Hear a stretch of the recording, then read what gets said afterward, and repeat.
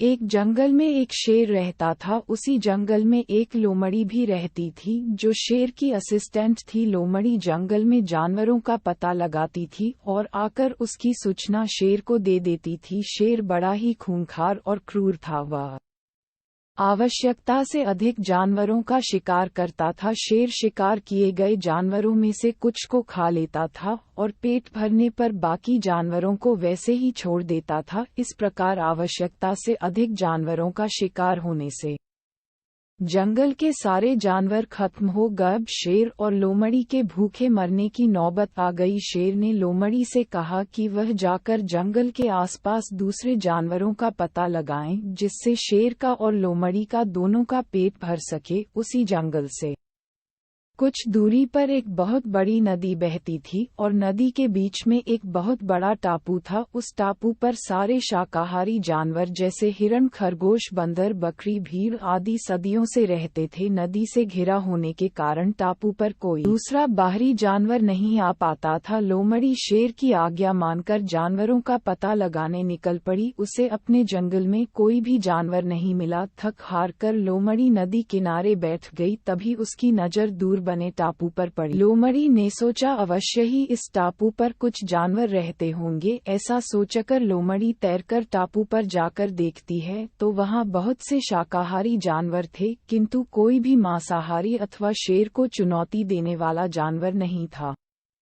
ये देखकर लोमड़ी बहुत खुश हुई और अपने जंगल लौटकर उसने शेर को सारी बात बतलाई। लोमड़ी की बात सुनकर शेर बहुत खुश हुआ और उसने लोमड़ी को शाबाशी दी। दूसरे दिन शेर लोमड़ी के साथ उस टापू पर जानवरों का शिकार करने के लिए पहुंच गया। टापू पर शाकाहारी जानवरों को देखकर शेर के मुंह से लार टपक रही थी। उसने एक ही दिन में बहुत सारे जानवरों को मार डाला और कुछ जानवरों को खाकर बाकी जानवरों को छोड़ दिया। शेर लगातार दिन इसी प्रकार शिकार किया।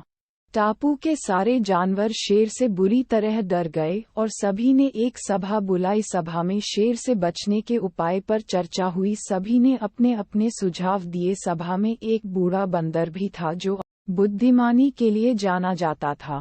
सारे जानवरों ने उस बूढ़े बंदर से सुझाव मांगा। बूढ़े बंदर ने कहा, इस प्रकार अगर हम डरकर भागते रहे तो हम में से कोई भी नहीं बचेगा। हमें सूझबूझ के साथ इस शेर का सामना पड़ेगा। जंगल के दूसरे जानवरों ने बंदर से पूछा कि उनके पास शेर के समान ना तो बड़े दांत हैं और ना ही तेज नाखून, वह शेर का सामना कैसे कर पाएंगे। बूढ़े बंदर ने कहा, हमें आमने सामने की लड़ाई नहीं लड़ना है, बल्कि युक्तिपूर्ण तरीके से शेर को खत्म करना होगा। जानवरों ने बंदर से आगे की योजना जाननी बनाने के लिए बंदर से कहा। सबके अनुरोध करने पर बंदर ने एक योजना बनाई जिससे बड़ी आसानी से शेर को मारा जा सकता था। जंगल के सभी जानवरों ने मिलकर एक गहरा गड्ढा खोदा और उस गड्ढे को घास फूस और पत्तियों से भर दिया, जो देखने में समतल जमीन की तरह दिखाई दे रहा था। शेर के आते ही सारे जानवर गड्ढे के सामने की तरफ चले गए। शेर ने जैसे ही जानवरों को देखा उसकी भूख जाग गई और वह जानवरों का शिकार करने के लिए उनकी तरफ भागा। जैसे ही शेर गड्ढे के ऊपर से निकला, घास फूस और पत्तियों के दब जाने से शेर गहरे गड्ढे में गिर गया।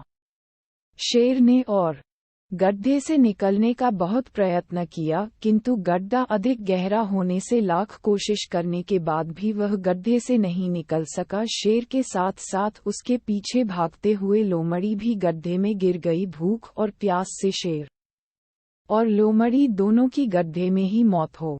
इस प्रकार बंदर और जानवरों की चालाकी से उन्हें शेर से मुक्ति मिली और सभी जानवर पहले की तरह हंसी खुशी से रहने लगे।